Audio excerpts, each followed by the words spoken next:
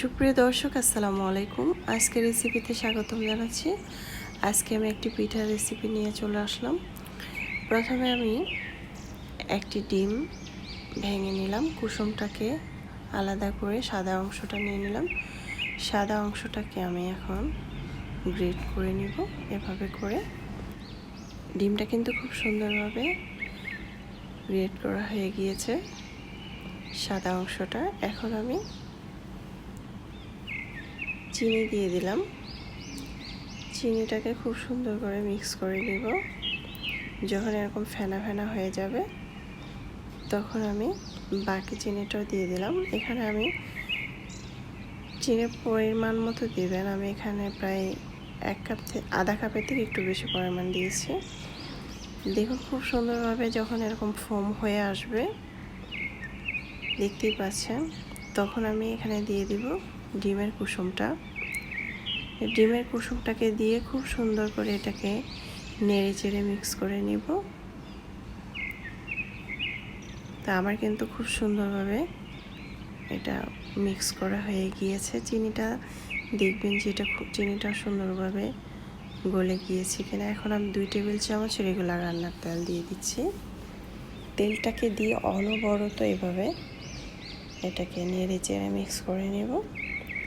যখন খুব সুন্দর এরকম ফোম হয়ে আসবে তখন আমি এখানে দিয়ে দিব ভ্যানিলা এসেন্স 1 টেবিল চামচ।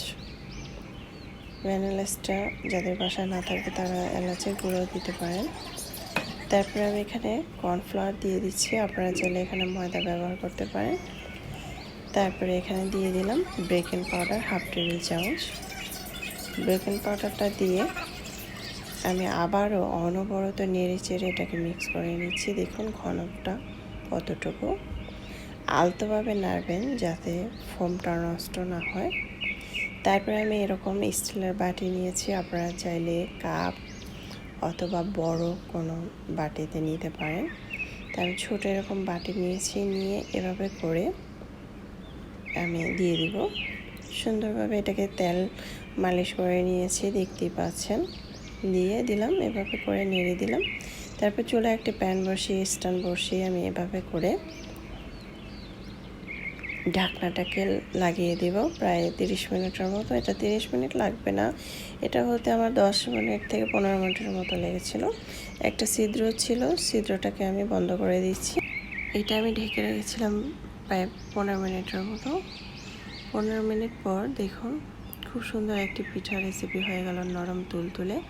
আশা করছি রেসিপিটি ভালো লেগেছে। ভালো লাগলে অবশ্যই চ্যানেলটা সাবস্ক্রাইব করে লাইক দিয়ে পাশে থাকবেন। দর্শক, বেশি বেশি ভালো থাকবেন, খাবার কখনো অপচয় করবেন না।